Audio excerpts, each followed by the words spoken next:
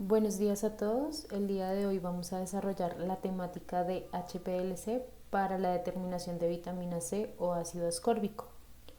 Esta está a cargo de las estudiantes Luisa Fernanda González, Tania Daniela Hernández y Laura Juliana Mungui.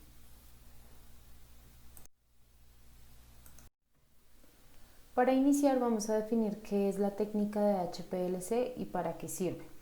Entonces, la cromatografía líquida de alta eficacia, o por sus siglas en inglés High Performance Liquid Chromatography, es un tipo de cromatografía en columna que es utilizada frecuentemente en el campo de la bioquímica y también de la química analítica.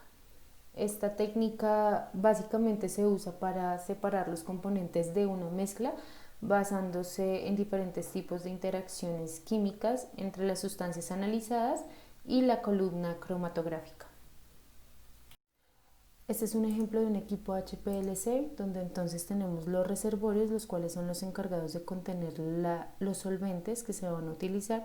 Estos solventes constituyen la fase móvil. Este solvente luego va a pasar por una bomba donde va a sufrir un proceso de desgasificación, ya que al contener algún tipo de gas esto puede hacer que se dañe la lectura del equipo y también puede dañar la columna.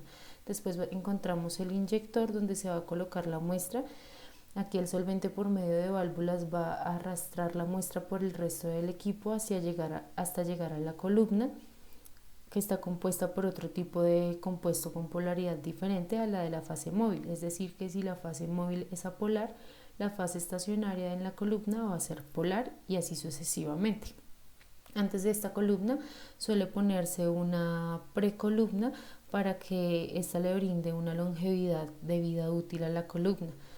Enseguida de esto, al estar en la columna, los analitos que logran atravesar la columna, es decir, la fase móvil, van a llegar hacia el detector y el detector lo que va a hacer es arrojar unos resultados dependiendo su tipo. Existen varios tipos de detectores. Puede ser ultravioleta visible, también puede ser electroquímico, puede ser de fluorescencia, etcétera, para hacer finalmente que un tratamiento de datos que van a llegar al sistema o al software especializado donde nos va a arrojar un cromatograma de las especies que logró separar o eluir. Y luego tenemos entonces finalmente la botella de desechos. A continuación vamos a estudiar cada uno de los componentes del HPLC detalladamente. Como se indicó anteriormente, el principal componente son los reservorios, que cumplen la función de contener los solventes que constituyen la fase móvil. Estos son generalmente de materiales de vidrio, politetrafluoroetileno, comúnmente llamado teflón, o de acero inoxidable. Cada uno de estos puede contener de 200 a 1000 mililitros de un disolvente. Estos se encuentran por lo general en la parte superior del HPLC para que actúen por fuerza de gravedad y puedan dirigir el solvente al sistema. Estos recipientes deben disponer de tapones para que impidan la contaminación por gases o partículas que puedan presentarse en suspensión en el laboratorio. Están equipados además de un sistema para eliminar gases que generalmente pueden ser el oxígeno o el nitrógeno, para que no haya ninguna interferencia formando burbujas en la columna ni en los sistemas de detección. Entonces tenemos el desgasificador que se va a encargar de la eliminación de esos gases disueltos. Tenemos además un filtro que se va a encargar de la eliminación de las partículas en suspensión. La bomba tiene la función de forzar el líquido de la fase móvil a través del cromatógrafo a un caudal específico, expresado en mililitros por minuto. Estos caudales normales están en un rango de 1 a 2 mililitros por minuto. Las bombas típicas alcanzan presiones en el rango de 6000 a 9000 psi, que constituyen 400 a 600 bar. Durante el experimento cromatográfico, la bomba puede suministrar una composición de fase móvil constante, que se denomina isocrático, o una composición de fase móvil creciente, que se denomina gradiente. Más adelante vamos a entrar en detalle de este tipo de bombeos. Ahora vamos a hablar de los tipos de bombas. Entonces los tipos de bombas pueden ser neumáticas de desplazamiento o recíprocas. Estos tipos de bombas deben cumplir con unas características rigurosas en las cuales se destacan que tengan un sistema de presiones por encima de 6000 psi, un flujo libre de pulsaciones, que tenga control y reproducibilidad del caudal y adicionalmente que sus componentes sean resistentes a la corrosión. En las bombas neumáticas tenemos que se trata de un recipiente que contiene la fase móvil. Acá se tiene entonces un recipiente plegable que se coloca sobre una vasija y este puede presurizarse mediante un gas comprimido.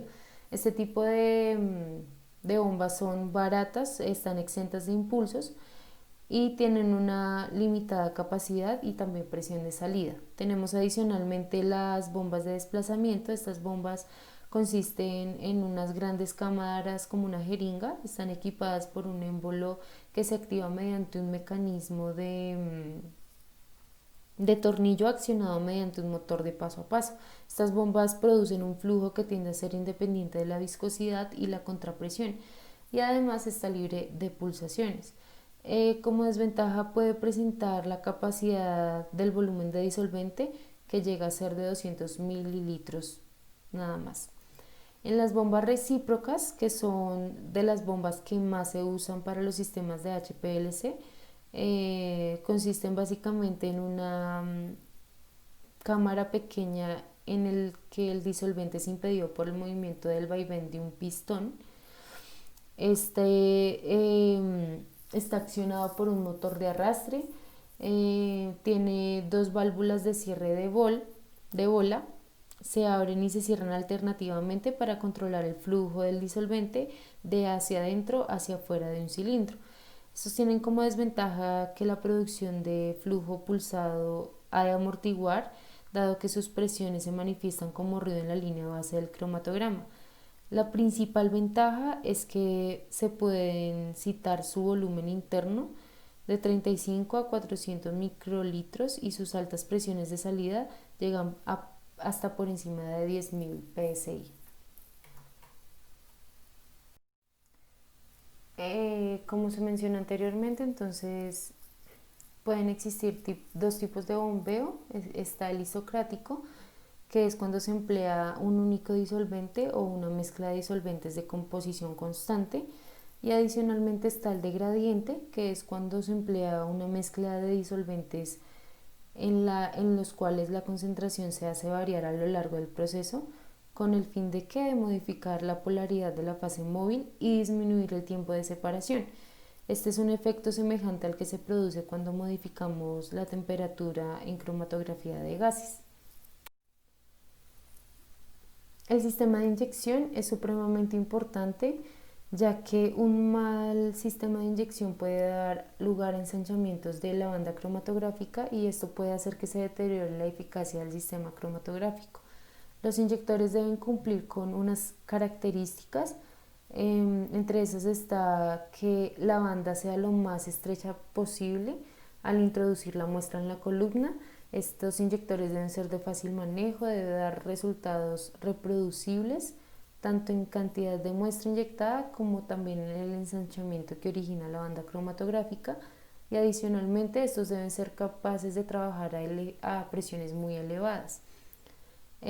Existen dos tipos de inyectores manuales, entre esos se destaca los inyectores de jeringa con o sin cámara de líquido y los de válvula.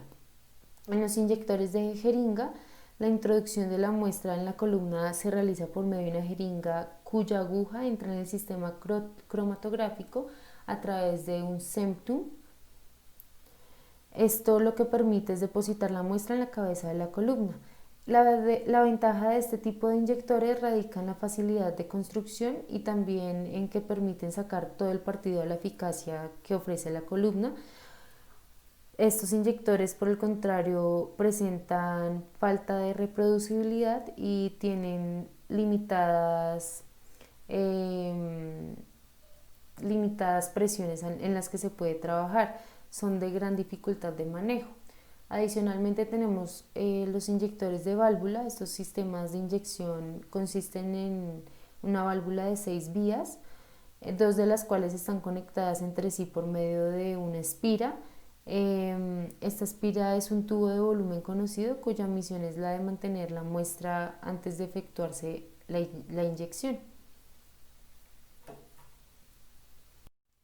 La columna es un elemento fundamental del cromatógrafo de líquidos, ya que es aquí donde se va a dar la separación o dilución.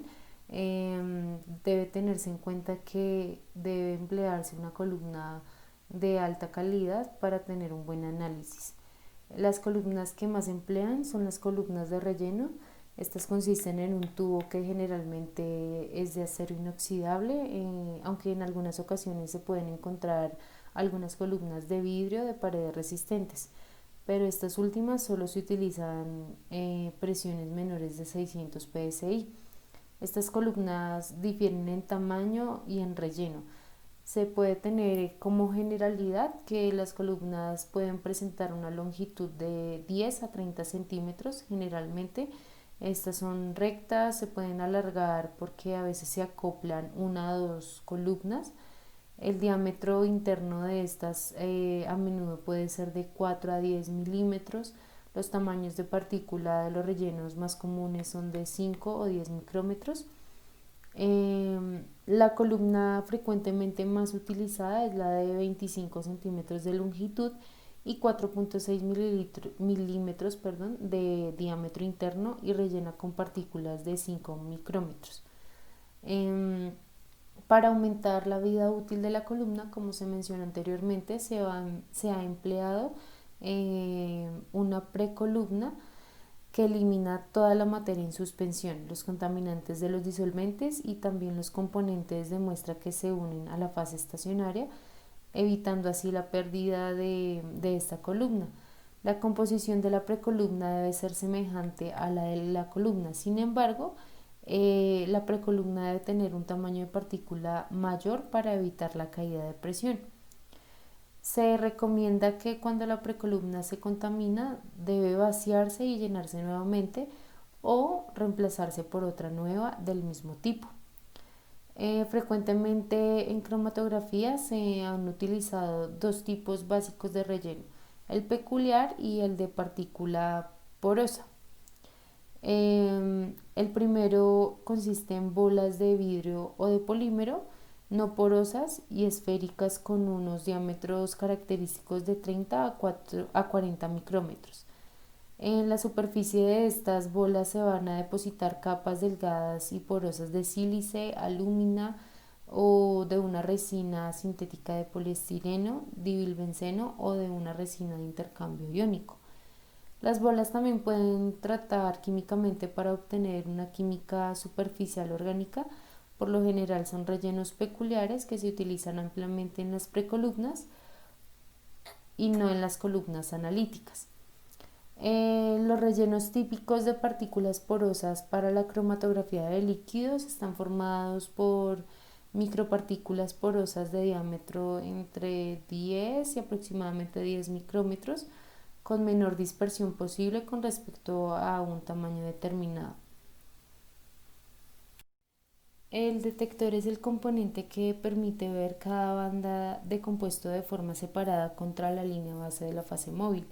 Los detectores deben cumplir con ciertas características, entre ellas está que debe tener una respuesta específica a los analitos de interés, no puede verse afectado por cambios de temperatura, composición de la fase, es decir, si es isocrático o gradiente, debe tener una alta sensibilidad, tanto así que debe poder analizar las trazas, no debe contribuir al ensanchamiento de bandas, debe tener una respuesta rápida, debe ser de fácil manejo, duradero y barato y debe poseer una precisión alta y una respuesta lineal. Existen varios tipos de detectores, entre los cuales se destacan los detectores de absorbancia ultravioleta visible, los electroquímicos, los detectores de fluorescencia y los de índice de refracción.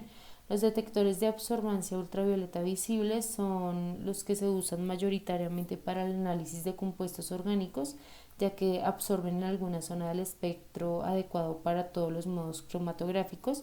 Estos tipos de detectores poseen sensibilidad alta adecuada para trabajar en gradiente y posee un amplio rango de linealidad, viéndose indiferente a los cambios de temperatura.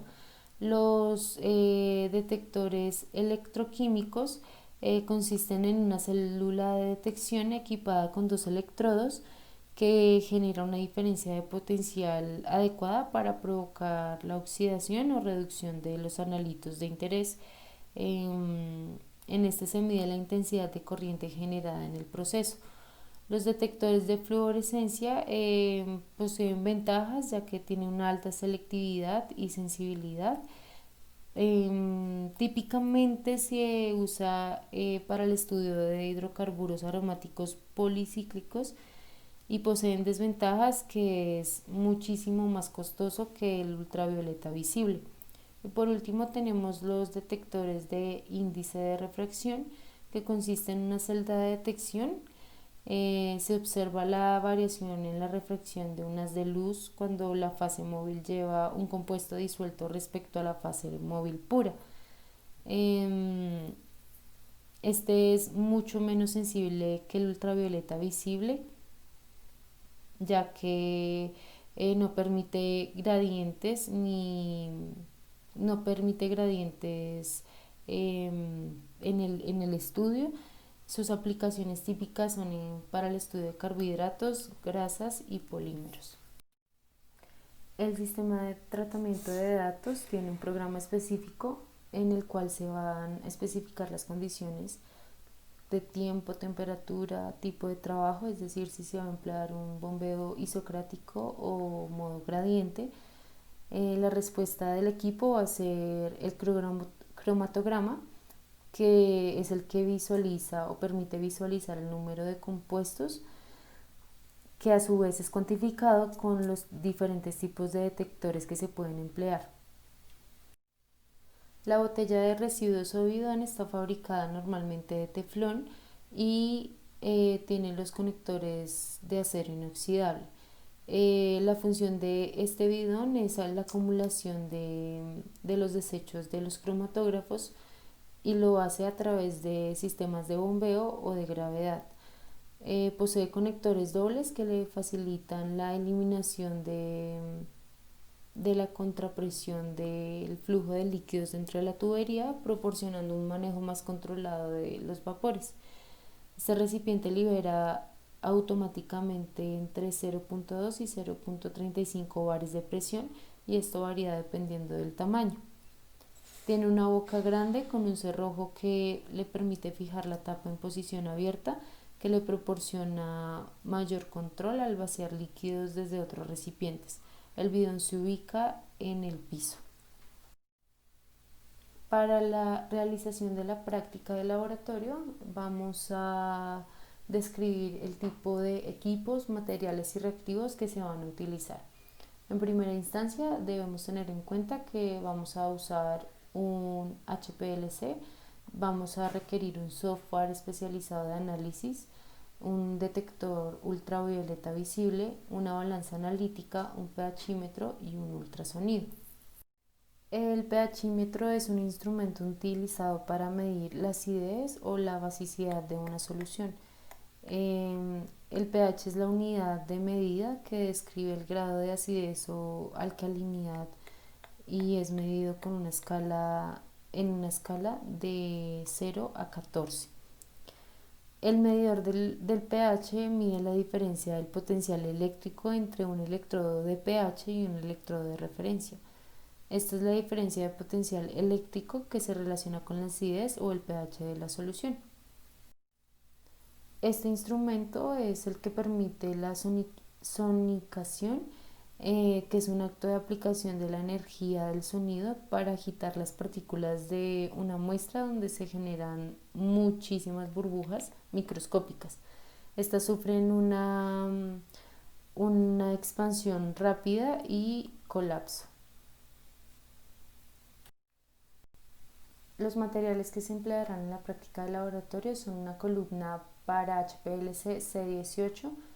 Vamos a utilizar pipetas automáticas de 1 y 10 mililitros, viales para HPLC, microfiltros de poro de 0.45 micrómetros, balones de aforo de 25, 50, 200 y 500 mililitros, embudos, papel filtro, pipetas volumétricas y frasco lavado.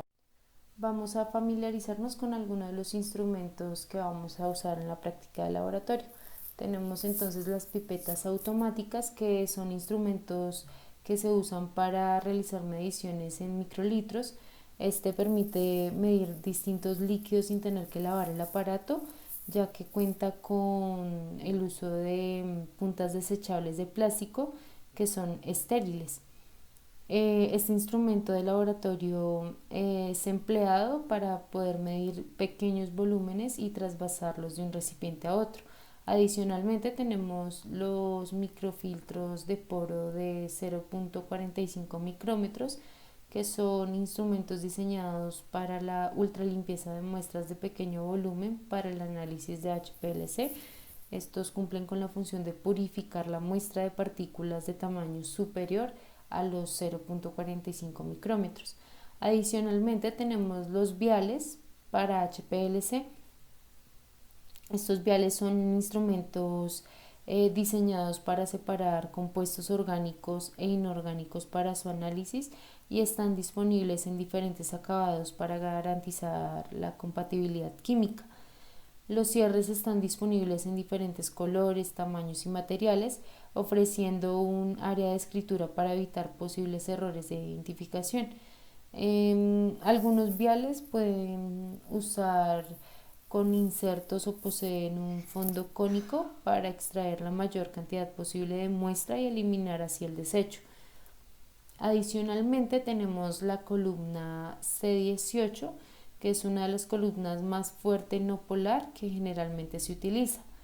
Después de un uso continuo durante un periodo de tiempo prolongado, la velocidad del flujo de disolvente a través de esta columna disminuye y aumenta el tiempo analítico para su análisis.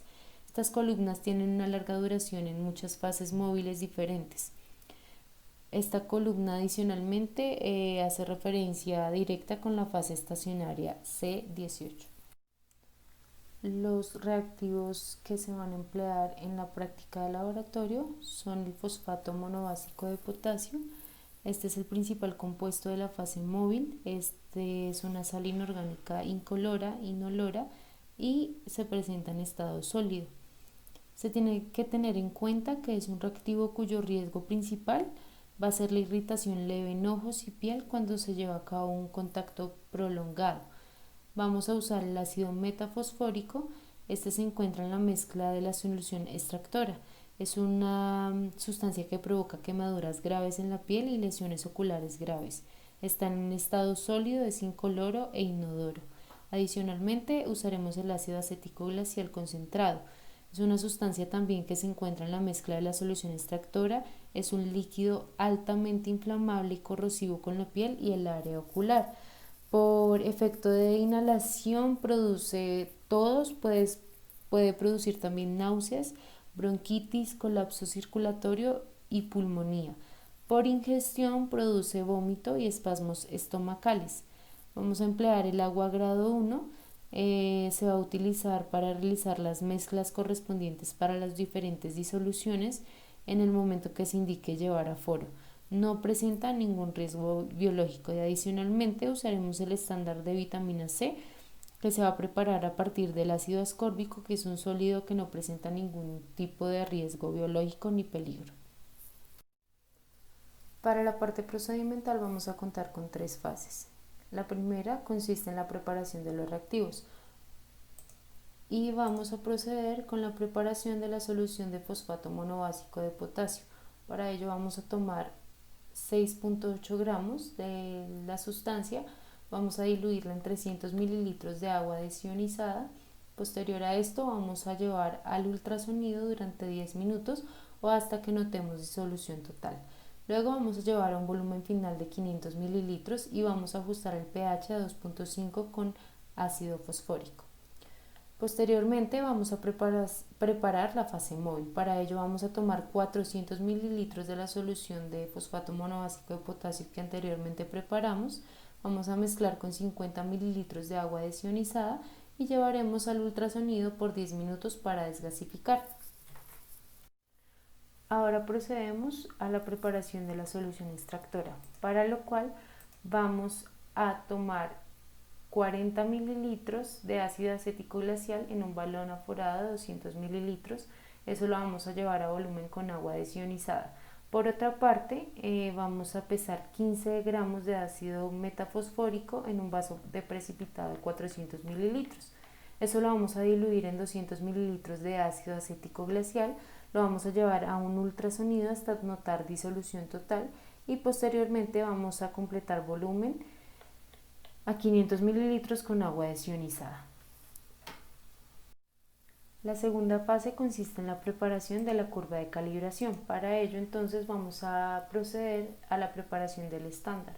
Vamos a tomar un balón aforado de 50 mililitros y vamos a pesar 25.4 miligramos del estándar de ácido ascórbico. Vamos a añadir a esto 25 mililitros de solución extractora y vamos a llevar a ultrasonido por 5 minutos. Luego de esto vamos a completar a volumen con solución extractora a temperatura ambiente en condiciones de reproducibilidad. Se van a preparar las 5 curvas de calibración. Posterior a ello vamos a proceder a la preparación de los estándares. De la solución del ácido ascórbico en balones aforados de 25 mililitros vamos a tomar 6 alícuotas, como se describe acá: 0.1 mililitros, 0.5 mililitros, 1 mililitro, 2.5 mililitros, 5 mililitros, 7.5 mililitros respectivamente. Esto se va a aforar con solución extractora, se va a llevar al ultrasonido por 5 minutos y se van a hacer microfiltraciones en viales y posteriormente se hará la lectura en el equipo de HPLC. Ahora vamos a preparar la muestra. Para ello vamos a tomar un balón de 50 mililitros y pesaremos 3 gramos de la muestra.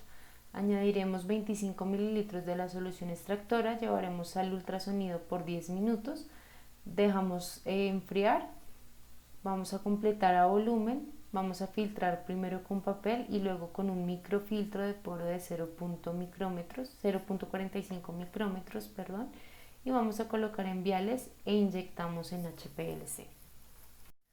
Finalmente, la tercera fase consiste en las condiciones cromatográficas. Para ello vamos a configurar el termostato a una temperatura de 30 grados Celsius. Hay que verificar que la dirección del flujo sea de derecha a izquierda. Vamos a colocar la columna dentro del termostato del HPLC. Acondicionamos el equipo y la columna bombeando fase móvil. Esto debe ser a un flujo de 0.2 mililitros por minuto durante 1 hora y a 1 mililitro por minuto por 15 minutos más. Detectamos la muestra a través del detector ultravioleta visible a una longitud de onda de 250 nanómetros. Debemos colocar el vial en un automuestreador y programar para inyectar 5 microlitros con un tiempo de corrida de 5 minutos por muestra. Esto deberá coincidir con el programado en el software, debido a que el tiempo de retención del ácido ascórbico es de 3 minutos aproximadamente. A continuación se va a hacer una demostración de cómo se va a llevar a cabo la práctica de laboratorio y se va a llevar en contexto cada uno de los reactivos y cómo van a funcionar dentro de la técnica de HPLC. Entonces, como fase móvil vamos a entonces tener la solución de fosfato monobásico de potasio preparada al 0.1 molar en una proporción de 90-10. El bombeo se va a dar con un flujo de 0.2 mililitros por minuto durante 1 hora y luego durante 15 minutos más a un flujo de 1 mililitro por minuto. Se va a emplear una columna C18 y el horno debe ajustarse a una temperatura de 30 grados Celsius. Luego de haber filtrado la muestra con el microfiltro de poro de 0.45 micrómetros, se va a colocar en los viales que tienen una capacidad de muestra de más o menos 1.5 mililitros y se inyecta en el HPLC. Los viales se recomienda deben ir enumerados para poder diferenciar los patrones de la muestra a analizar. Aquí se puede observar el proceso de inyección de la muestra. Entonces entra la muestra al inyector, toma la muestra y la inyecta un poco, valga la redundancia, y empieza el proceso. Aquí se puede observar cómo la bomba hace pasar a la fase móvil previamente desgasificada por el sistema. De la bomba pasa al inyector y por arrastre hacia la columna para ser reconocida por el detector. Los componentes separados después de la elución son detectados y se visualizan por medio del sistema de datos a través de un cromatograma. La bomba conduce cada solvente a la cámara de mezcla. La mezcla se lleva a cabo bajo presiones más altas, utilizando la elución isocrática o de gradiente. En la elución isocrática, la composición de la fase móvil va a permanecer constante durante todo el procedimiento, mientras que en el modo gradiente la composición de la fase móvil va a cambiar durante el proceso de separación. En este caso particularmente se va a manejar la elución de gradiente debido a que se está alterando el flujo